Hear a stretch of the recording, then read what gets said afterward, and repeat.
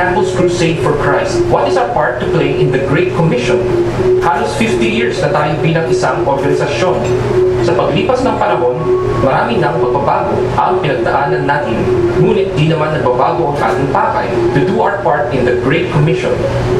Tayo ang mga tinatawag na movement builders, ang tumutulak sa unang domino. Nakikita natin saan pwedeng simulan ang isang avalanche. Nakikilala natin ang mga soul bago pa sila maging mga pod. Nasa DNA natin ito. Don't just lead people to Christ, we lead the leaders to Christ. Ang mga movement builders, iyon ang ating parte sa pagtupad ng Great Commission. Knowing what we do helps us intensify our focus. Gaya ng pampang ng ilog, alam natin ang mga hangganang nagdidikta sa ating focus. We work in teams to connect people to Christ. Kinikilala natin ang mga leaders at potential movement makers. We build them in life-changing discipleship. Yan ang ginagawa natin. Tayo ang movement builders. Ito ang parte natin sa pagtupad ng Great Commission. Tayo ang PCCC.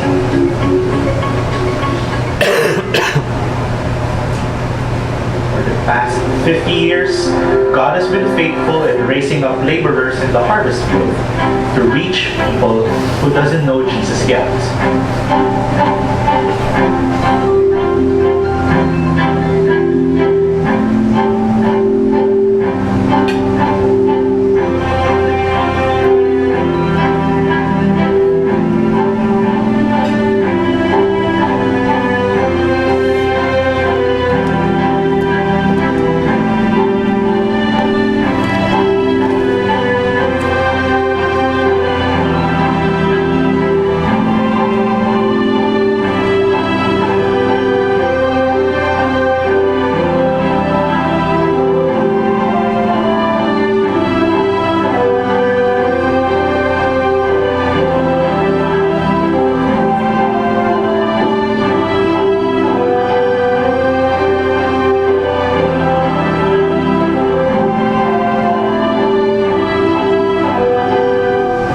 People changed by God, we desire to see 70,000 multiplying disciples by year 2020 through our students, leaders, churches, and digital strategies.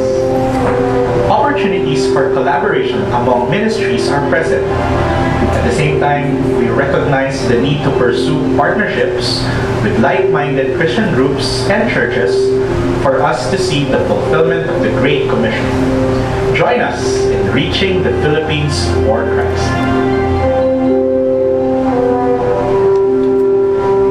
Thank you, Ace. And that call has never changed. Over the years, many things have changed in how the approach we make to reach out to people. But the strategy is still the same. Anthony was saying it's still the same. 4 laws. Yes, we still use the 4 spiritual laws. And it still works. So God has been good. Michael Chang is here. Yes, our Dr. Michael Chang is here, so he will join us here in a while. Yeah, welcome, Michael. Siguro at this time, I'd like, after you tell your stories, we'll have a little bit of question and answer, so people can ask you questions. I'd like naman now to ask Jerry Gambala to tell his story. So, Jerry, tell us how you were introduced to Campus Crusade and how has God used Campus Crusade in your life? Thank you. Thank you, Orba. Good evening, and I'm glad that you were able to join us this evening. And I believe I always believe that nothing is an accident in this world, and you being here is not an accident. Just like Campus Crusade for Christ is not an accident in my life. Gaya ng sinabi ni Anthony kanina, Campus Crusade forced themselves to him. The same also. Pero mabuti kay Anthony, meron siyang place to run away. Ikaw wala. Ako wala kasi nakakulong ako during that time. Yeah. When Campus Crusade visited me. You know, actually, there's a lot of people who keeps on visiting us during that time. As a Magdalene group, I was in prison. And most of the people who are visiting us have hidden intentions, evil intentions, selfish intentions. But I see people from Campus Crusade for Christ who visited us I was also thinking, ano bang intention itong mga tao na to? At bakit dumadalaw sa amin?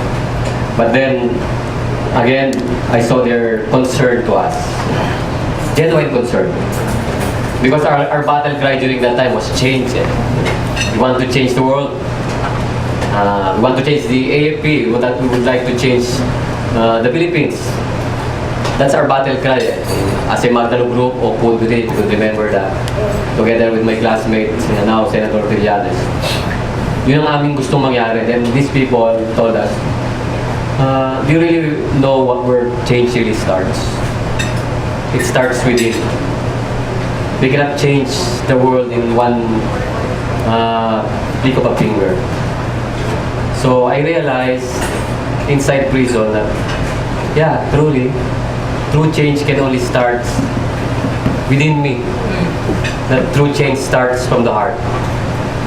I want to change our country, but my heart is not changed, then I can't really effect change, the genuine change that I was looking for. That's when I realized that through the power of the gospel, true change could happen. And that's where their visit became regular. They started doing Bible study to us. They started training us in sharing what we have learned. And then when I was released, Campus Crusade became my family. 2008, I was in prison for 5 years, and 2008 when I was finally released, Campus Crusade accepted me in their organization, in their family. Eventually, I joined Campus Crusade as a missionary and as a staff and a missionary. And noon, sabi ko, gusto kong maging part ng Campus Crusade, pero ayaw ko na sana sa military. Sabi ko, kasi I was discharged from the military. And the military people has, may mga, when they think, they always see, ano bang ginagawa ni Gambala ngayon sa military? Magpupunta ako, baka nag-recruit mo isa kudita to ah. So, ayaw ko na. I don't want to knock on their doors anymore. Parang, just to play it safe. Sabi ko, pwede bang, when I was in Campus Crusade, baka pwedeng doon ako sa mga artista mag-minister. Nakamukha naman kami. Yeah, pero sabi ng Panginoon, no, I raise you in the military because you will go back to them and tell them what's the true source of change is, of transformation. And it's only through the power of Jesus Christ coming into the lives of our individual soldiers. So, I was assigned the military ministry. Eventually, our sabi nga ni Epi kanina, before it was only campus, no? But now our boundaries have expanded, not only in the Philippines, but I was also tasked to be the staff of the military life in Asia Pacific region. So now I could go out and visit our military people even outside the Philippines. So eventually, after some time, I was also given the task to train our leaders through the International Graduate School of Leadership. It's a training school of Campus Crusade for Christ. It's a graduate school, it's a leadership school. And it's really amazing how God works. Now, since I'm in the school, God brought military people and police people inside the school to train with us for 2 years as a graduate students, masters in transformation and leadership. So this is God's work in my life through Campus Crusade for Christ. I did not see myself before when I was young doing these things. Medyo bilib din sa sarili. Sinabi nga ni Anthony, I graduated from PMA in our course, and I graduated BS, Bachelor of Science. Pero napapalitan yung bilib sa sarili, So, one of the hardest people to minister with is the military.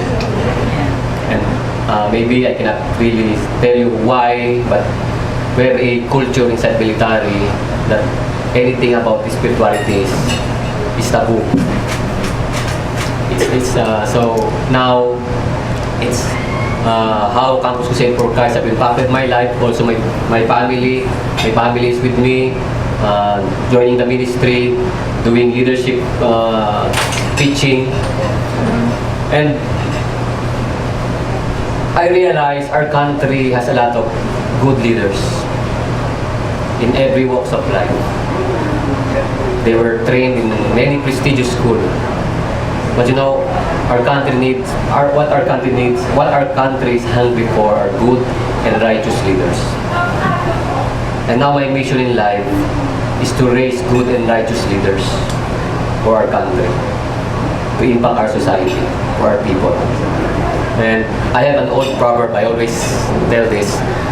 They said if you want to go fast in your life's journey, if you want to go fast, travel alone. But if you want to go far, travel with someone. And that is what Campus Crusade for Christ is in my life. They are my co-journers in my spiritual journey, in accomplishing the mission that God has given. So that's it. Amen. Thank you, Jerry. Jerry, tell us what you do now with the military. Do you have Bible studies with the? Where do you have? Yeah, we believe that for a military leader to really impact their, to really have a maximum impact in their sphere of influence, they should develop their head, their heart, and most especially their heart. So we teach them skills, leadership skills. We teach them knowledge about leadership, but most important, we teach them about character and values and biblical leadership. So through, of course, one way is Bible studies, and one way is values education, at the same time character development. And where do you have this? We have it in the school, we have it in military camps, and wherever they want to meet us, and to learn from us.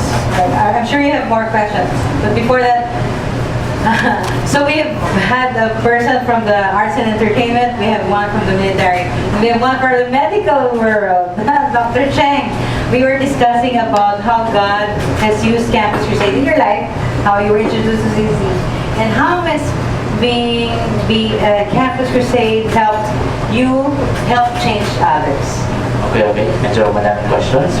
Sorry, Pasensya na po, I just proved that I am indeed a doctor, so I'm late. Apologies for that.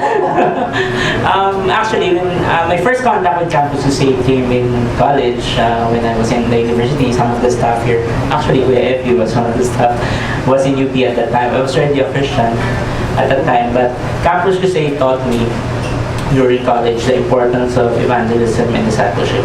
Why it's important to not just keep being a Christian for yourself.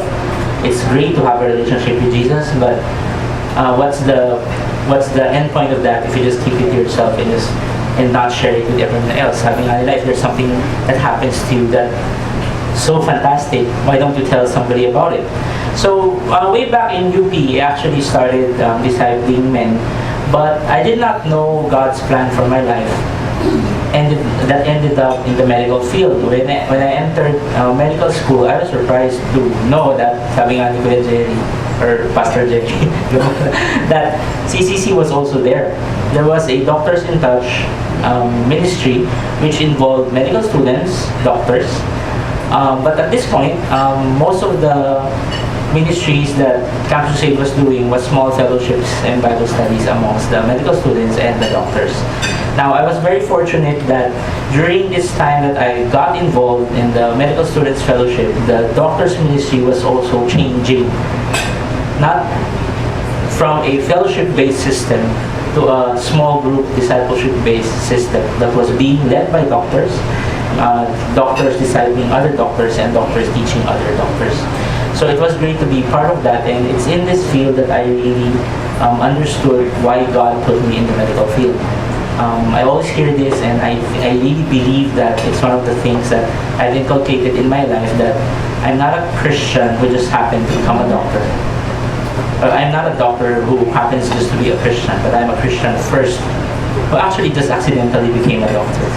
So ever since that time, I've been involved in discipling medical students. I've discipled some nurses. We teach our doctors how to share the word with their patients. We teach doctors how to disciple other doctors. Kasi sabi nga nila, there are more people who actually go now to the hospital than those who actually go to a church. And there was actually a certain quote that the hospital walls actually hear more prayers than church walls. So we are, I think, we are in a very good position to actually impact the lives of our patients, not just physically. And I'm very fortunate and I'm very privileged that God put me in this healthcare profession so that I could be an impact to others as well. Amen. Thank you. Thank you very much, Chang. I'm sure you have a lot of questions. Siguro, for us to maximize this time, I will open this time for our press people to ask questions to our guests. Is that okay? So, we will start.